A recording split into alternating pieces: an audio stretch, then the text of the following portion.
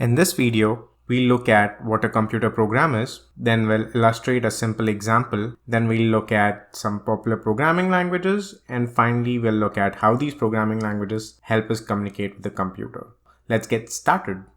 A program is a sequence of instructions. In most cases, it accepts input, performs a sequence of operations on that input, and returns an output. From a simplistic standpoint, keyboards are input devices that enable you to provide input to programs. All the logical computations and operations are handled by the CPU, and the monitor is an output device that enables you to access the output of your programs. Let's take a simple problem and break it down into input, output, and a sequence of steps. John is one of your good friends and is in urgent need of $20,000 to clear his credit card debt. John lets you know that he won't be able to pay you until the next 2 years, but is willing to pay an interest of 5% annually and will return the appreciated amount after 2 years. He is in distress and you offer to bail him out. While you are happy to help your friend, you're also curious about the amount you will gain, so you decide to write a program that calculates the appreciated amount after 2 years of simple interest. Let's think of this problem in terms of required input, the expected output, and let's try to break down the solution into a sequence of steps.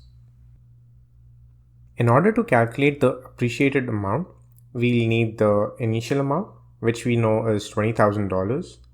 We'll need the interest per year, which is 5%, and the number of years, which is 2 years.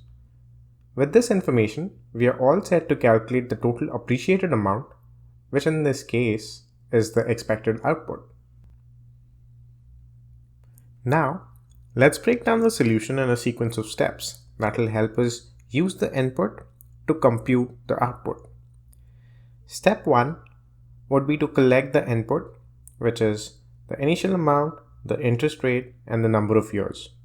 Next, we would want to calculate the simple interest for 1 year. And using this, we would want to calculate the total interest gain for the entire period.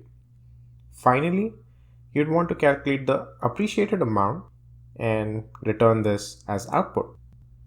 This is an example of breaking a problem into a sequence of instructions.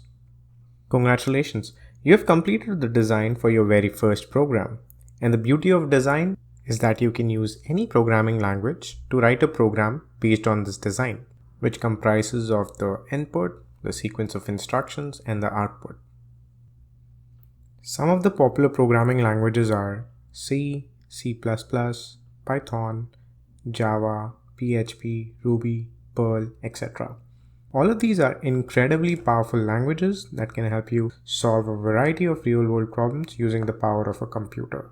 Programming languages help you communicate with the computer and instruct it to run the programs that you have written. But how does the computer understand the instructions you have provided? Well, programming languages translate your instructions into binary language. Binary language is language that the computer understands. It's just made of two numbers, 0 and 1. But how does this translation happen? It happens with the help of character encoding schemes. Each character that you can type on your keyboard can be translated into a number using these character encoding schemes. Every single key has a number associated with it. These are globally recognized standards which remain the same always. For example, capital A is always 65, capital B is always 66, and so on and so forth. Couple of examples for character encoding schemes are ASCII and Unicode. Let's look at ASCII codes using the ASCII table. ASCII stands for American Standard Code for Information Interchange. This is the ASCII table which shows the numbers associated with 128 characters. It covers all the English language alphabets in uppercase and in lowercase. It has numbers associated for all the symbols that you find on your keyboard and also covers the digits from 0 to 9. Once a character is converted to a number in the ASCII table, it is then converted to binary code. Binary code is represented using power of 2's starting from right to left. Explaining how a number is converted into a binary code can be a topic of an entire lecture, and we'll leave it for a later time. For now, let's just look at a couple of examples for binary code. Capital A, which has the ASCII code of 65, is represented as 1000001.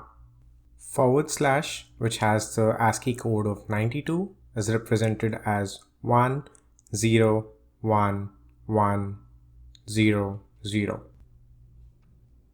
All the characters that you saw in the ASCII table are converted into their binary equivalent, and that's how the computer understands the characters you input. All of this conversion is taken care of by the computer, and you do not need to bother about calculating or converting these. In order to understand how electronic communication takes place, you just need to know that everything you type has an intermediate code associated, which in turn is broken into binary code. To reiterate, characters are what you understand, binary codes are what the computer understands, and character encoding schemes help in bridging this gap. With that, we can conclude this lecture. In summary, we learned that a program is a sequence of instructions. It accepts input, has a sequence of instructions, and returns an output. Python, C, C++, Java, PHP, Ruby are some examples of popular programming languages. We also learned that character encoding schemes play a key role in electronic communication, and that ASCII or Unicode are examples of character encoding schemes.